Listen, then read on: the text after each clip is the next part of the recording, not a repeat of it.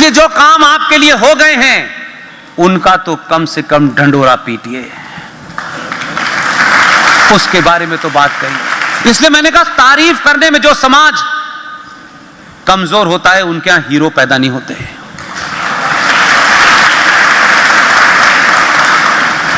किसी को भी आपसे कुछ ऐसा नहीं चाहिए जिसकी वो आपसे सोचते हो कि ये इसको ले लेगा, कुछ नहीं चाहिए।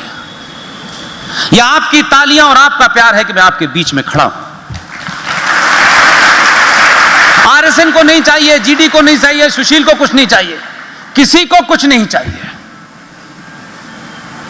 हम सबके एजेंडे में एक ही चीज है, ना कोई संगठन है वो हिंदूवादी हो, वो नॉन हिंदूवादी हो, वो ये सरकार हो, वो सरकार हो, हम किसी सरकार की चौखट पे कभी नहीं दिखाई देंगे। हमारे मूल में राष्ट्र है और उसके अलावा कुछ भी नहीं है। इसलिए राष्ट्र को पहचानिए, देश को अलग समझिए और सभी धर्म बराबर हैं, इस फ्रॉड से बाहर निकलिए।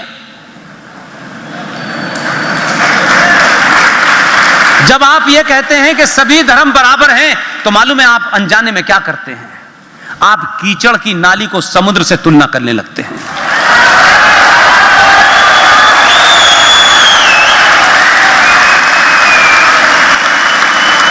और मजहब क्या है?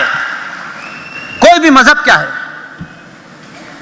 मजहब कभी पैदा हुआ, कोई 1400 साल पहले, कोई 2000 साल पहले।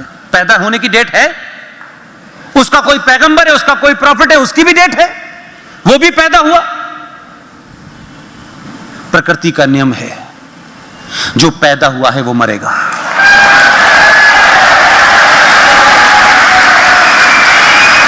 सनातन की कोई डेट है? सनातन की कोई किताब नहीं है। न सनातन पैदा हुआ है, न सनातन मर सकता।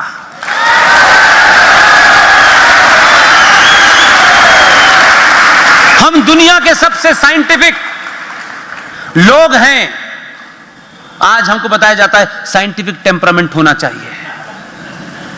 हमारी तो डाई ही साइंटिफिक है, वो चिप ही साइंटिफिक है। हम कोई काम अनसाइंटिफिक नहीं कर सकते। यह हो सकता है कि बीच के कालखंड में कुछ लोगों ने उस पूरे सनातन को अपनी दुकान चलाने के लिए तरह तरह के परपंच कर दिए हों। वो होता है, हमेशा होगा, वो कोई नई बात नहीं है। आप 5 तत्वों की बात करते हैं। ये 5 तत्व किसने बनाए? मैंने नहीं बनाए, आपने नहीं बनाए, ये प्रकृति का हिस्सा है। सनातन शुद्ध रूप से प्रकृति का हिस्सा है।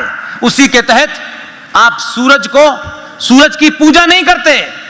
हमने पूजा के माध्यम से आपको सूरज तक भेजने की कोशिश की कि आप समझें, क्योंकि आपकी अकल उस वक्त के दौर में ऐसी नहीं थी कि हम साइंस से आपको समझा पाते। जैसे एक मां अपने 5 साल के बच्चे को जब बोतल से दूध पिलाना चाहती है, जब गिलास से दूध पिलाना चाहती है, तो उस बच्चे से ये नहीं कहती कि बेटा ये दूध पीना चाहिए क्योंकि इसमें कैल्शियम होता है, कैल्शियम में ये गुण होते हैं, इससे तुम्हारी हड्डी मजबूत होगी। वो ये नहीं कहती, जानती है ये नहीं। उसको सिंबॉलिक तौर पे पिलाती है कि बेटा दूध पी लो, नहीं भौं आ जाएगा।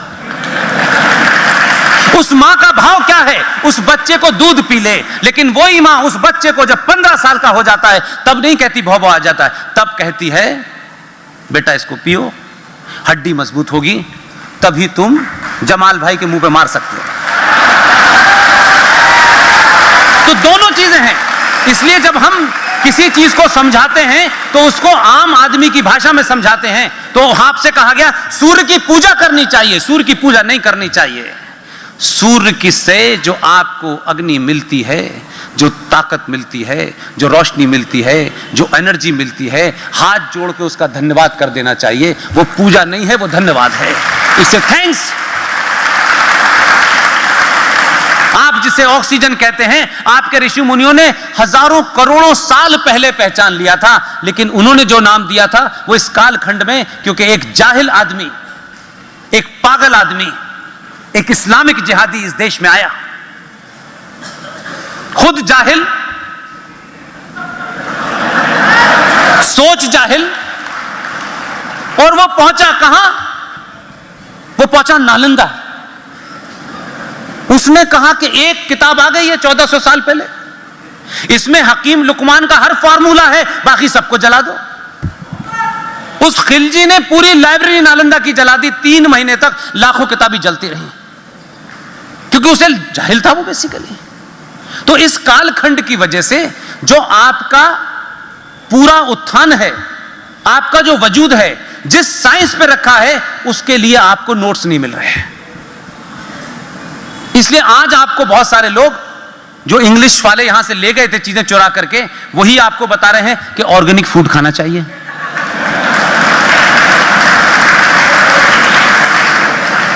तो सवाल यह है मेरे भाई, हमारे ऋषि मुनियों को पता था भाई कि क्लाइमेट चेंज क्या होता है, उनको पता था। तुमसे ज्यादा ज्ञानी थे, साइंटिस्ट थे। उन्होंने कहा कि धरती पर सिर्फ एकमात्र एक पेड़ ऐसा है जो 24 घंटे ऑक्सीजन देता है, उसका नाम है पीपल। अब उस वक्त कैसे वो कन्वे करते, इस बात से कैसे बताते, क्योंकि लोग ये पूछने लगते, क्योंकि उनके पास समझाने के लिए तरीके नहीं थे। और उस दौर में जो समझाने के तरीके होंगे भी, वो हमारे और आपके बीच में इस कालखंड में जो पागल यहां आए जिन्होंने पूरा साहित्य जला दिया, तो वो गैप हो गया। लिहाजा उन्होंने कहा पीपल की पूजा करनी चाहिए। हम जब पूजा करेंगे तो एक लोटा पानी रोज चढ़ाएंगे, वो जीवन भर में कभी सूख नहीं सकता। उसको पूजा से जोड़ दिया। यह अलग बात है कि अब शहर में कहीं भी जाओ, दिल्ली में कहीं भी जाओ, पीपल के पेड़ पर इतने कलावे बांधते हैं, ऐसे लगता है उसकी गर्दनी पिचकाती है, और इतने लड्डू खिलाते हैं कि उसमें चींटी लग जाती है। भाई, पीपल के पेड़ की पूजा का कोई अर्थ यह नहीं है कि आप उस पर लड्डू चढ़ाएं। एक ही अर्थ है कि आप उस पे पानी डाल के आ जाएं, गर्मी, बरसात, लू के समय भी पानी मिलेगा तो वो जीवित रहेगा। जीवित रहेगा तो आपको 24 घंटे ऑक्सीजन देगा। इतना ही मतलब है। हमारी संस्कृति में नदी क्या है, हमारे जाने अनजाने में भाव समझने की कोशिश कीजिए। हम हर नदी के आगे मां लगाते हैं। ये गंगा मां है, ये जमुना मां है, ये सरस्वती मां है, ये तमाम है। हम इसका भाव नहीं समझ पा रहे। हमारे बुजुर्गों ने हमको बताया नहीं। आज भी चले जाइए, मैं तो ऐसी जगह पैदा हुआ जहां आप जानते हैं कि मेरे क्या संस्कार थे। भाई, एक ही संस्कार से बच गया, बाकी तो हो गए। बस चलता वो भी हो जाता, उसी से बचा लिया। यही मेरी बहुत बड़ी जीत है।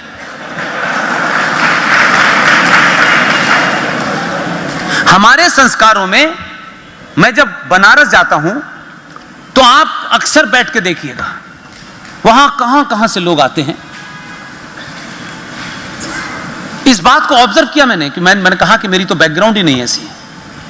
मैंने 22-23 साल तक तो मंदिर ही नहीं देखा था। क्या होता है मंदिर, पूजा वूजा क्या होती है, मुझे कुछ नहीं पता था।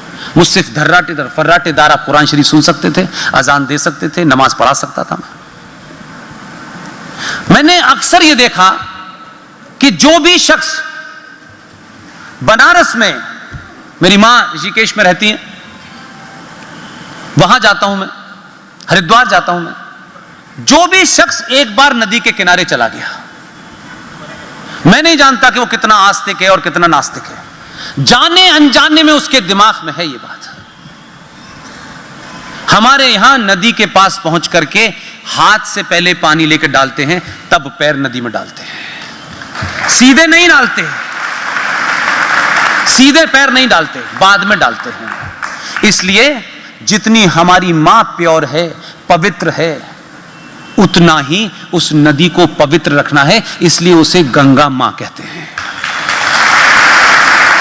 उसके साथ आस्था को जोड़ दिया आपने, ताकि अपनी मां का जितना सम्मान है, उसकी जितनी पवित्रता है, इसको भी रखना है। लेकिन मजबूरी यह है कि जिन्हें यह काम करना चाहिए उन्होंने बताया नहीं, और आपने 10 दिन के अपने पूजा के फूल जाके उसमें चढ़ा दिए। आपके चारों पांचों, जो 5 आपके थे, पांचों को आप साइंटिफिकली देख लीजिए, उसमें शुद्ध रूप से साइंस से कुछ और है ही नहीं। हमारा शरीर भी 5 उससे बना हुआ है, 5 हिस्सों में बटा हुआ है। इसीलिए हमारे यहां चले जाने के बाद लोग कहते हैं 5 तत्व में विलीन कर दिया, जहां से आए थे वहीं चले गए। हमने अपने आप को हिंदू बनाने के लिए जिस्म के साथ छेड़छाड़ नहीं की। हम ये करेंगे तब होगा।